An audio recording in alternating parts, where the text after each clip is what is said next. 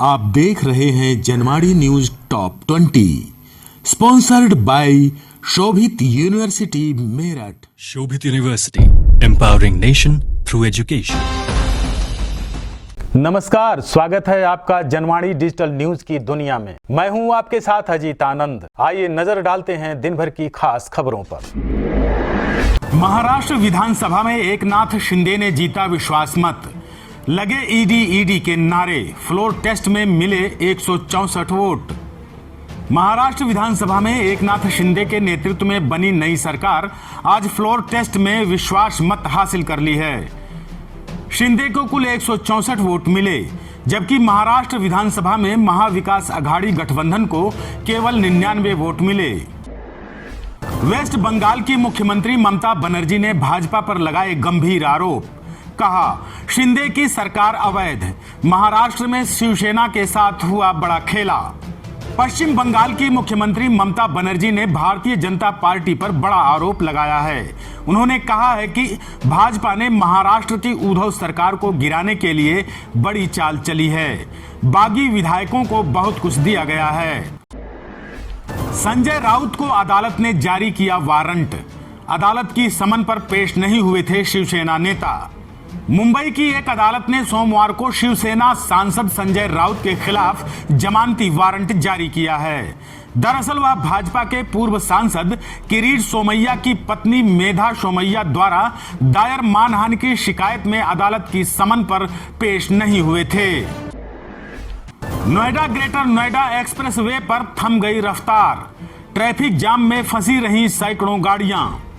दिल्ली से ग्रेटर नोएडा परी चौक की तरफ जाने वाले रूट पर सोमवार दोपहर करीब 5 किलोमीटर जाम लग गया। जाम में सैकड़ों गाड़ियां फंसी रहीं। सड़क पर एक ट्रक के पलट जाने से जाम की स्थिति बनी थी। अब दिल्ली में 90,000 होगी विधायकों की सैलरी। विधानसभा में वेतन बढ़ाने के लिए बिल पेश किया। दिल्ली की केजरीवाल सरकार ने आज विधानसभा में विधायकों की सैलरी बढ़ाने के लिए बिल पेश किया। अब सैलरी और सभी भत्ते मिलाकर दिल्ली के विधायकों को हर महीने 90,000 रुपए मिलेंगे। भारत में इस समय सबसे ज्यादा सैलरी तेलंगाना सरकार 2,50,000 रुपए अपने विधायकों को देती है।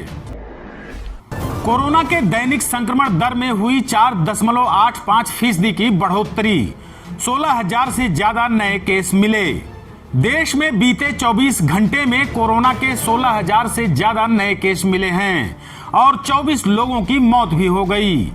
दैनिक संक्रमण दर बढ़कर 4.85% पहुंच गई है। प्रधानमंत्री नरेंद्र मोदी ने किया स्वतंत्रता संग्राम सेनानी की प्रतिमा का अनावरण।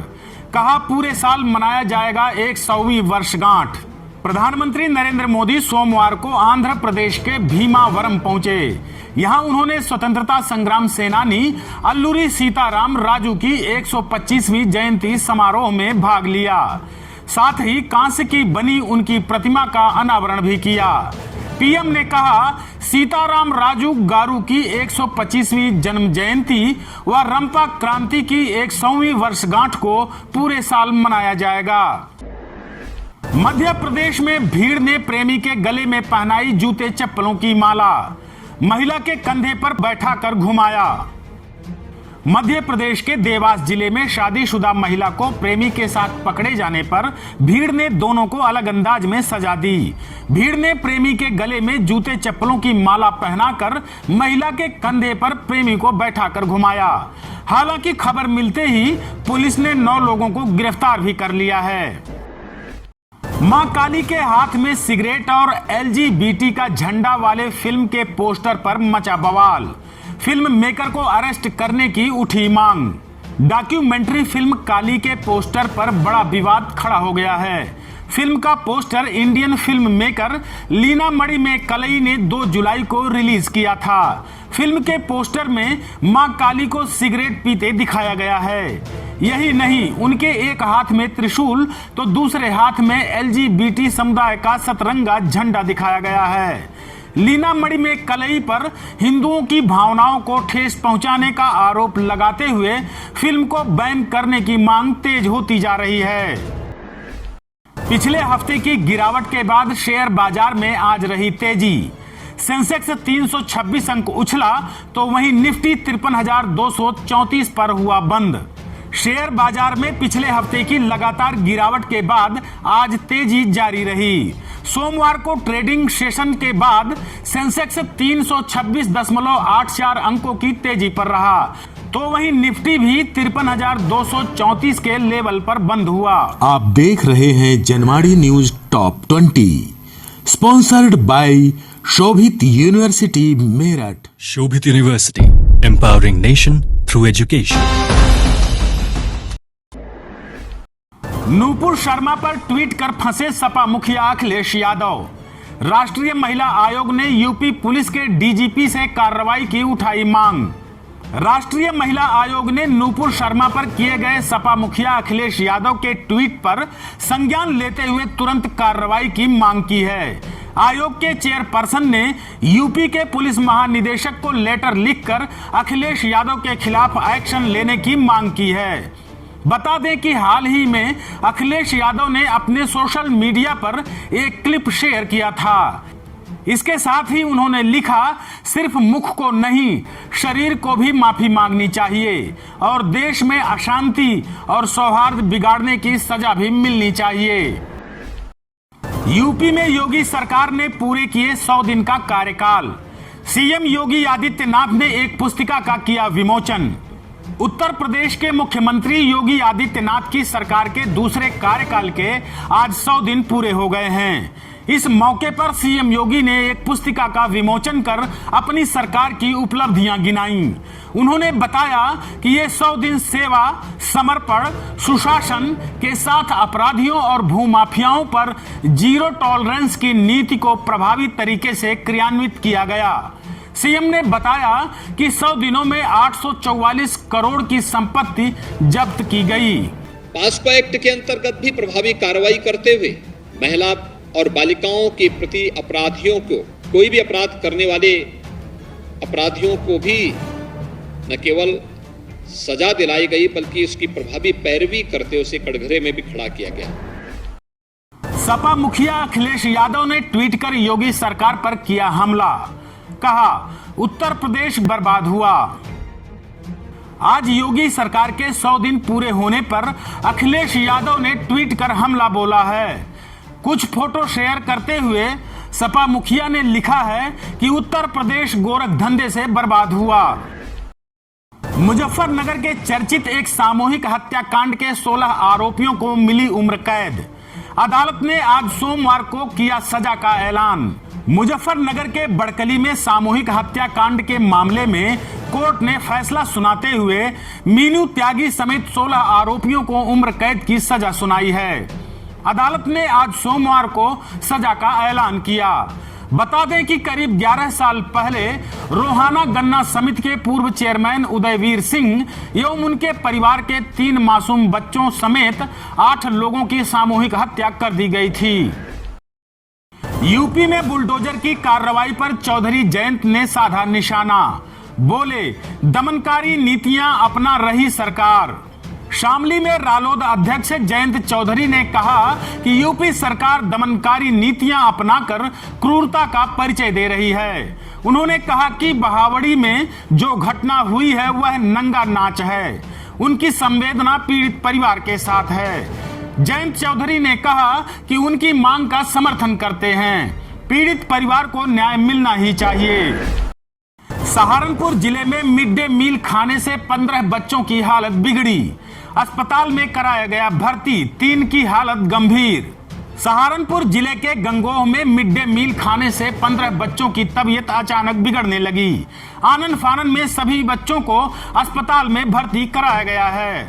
बताया गया है कि 3 बच्चों की हालत बेहद गंभीर है। मेरा नाम डॉक्टर अभ्युदय सिंह और मैं एज ए एमओ ड्यूटी कर रहा हूँ इस समय। कुछ छात्र यहाँ पर कोविड पॉजिटिव के आए हैं, कैसी हालत है? जी, उनकी हालत फिलहाल स्टेबल है और वो रात में यहाँ भर्ती हुए हैं नाइट ड्यूटी में। नाइट ड्यूटी में लगभग 2:38 उन दोनों पेशेंट्स के जो नाम है हमारे पास, एक का नाम है पारुल डॉटर ऑफ सोनू और दूसरे पेशेंट का नाम है समीक्षा डॉटर ऑफ रामवी। ये दोनों ही कस्तूरबा गांधी विद्यालय गंगोह से हमारे यहाँ आकर भर्ती हुई हैं। अभी कहाँ भर्ती हैं, कैसी हालत है? अभी हमारे यहाँ आईसीयू में हैं और इनकी हालत स्टेबल है। डीएमके के सांसद ने दिया विवादास्पद बयान, मचा बवाल। अलग तमिल राष्ट्र से लेकर पाकिस्तान और जिन्ना तक का किया जिक्र। तमिलनाडु में द्रविड़ मुनेत्र कझगम ने हाल ही में अपने निकाय प्रतिनिधियों के साथ बैठक की। बैठक में डीएमके सांसद ए राजा ने केंद्र पर हमला करते हुए अलग राष्ट्र की मांग फिर से शुरू करने तक की धमकी दे दी। ए राजा ने कहा, हमें अलग देश की मांग करने के लिए मजबूर ना करें। अब होटल और रेस्टोरेंट नहीं वसूल सकेंगे सर्विस चार्ज। सीसीपीए ने जारी की नई guideline. Central consumer protection authority यानी सीसीपीए ने सर्विस चार्ज को लेकर नए नियम जारी किए हैं। सीसीपीए की ओर से जारी निर्देशों के अनुसार अब से कोई भी रेस्टोरेंट अपने उपभोक्ताओं को सेवा देने के बदले सर्विस चार्ज नहीं वसूल सकते हैं। अगर कोई रेस्टोरेंट अपने बिल में सर्विस चार्ज लगाता है तो ग्राहक रेस्टोरेंट के खिलाफ उपभोक्ता आयोग में ई दाखिल शिकायत कर सकता है।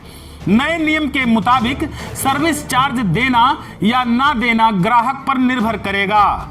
रेस्टोरेंट इसके लिए किसी भी तरीके से ग्राहकों को बाध्य नहीं कर सकता है।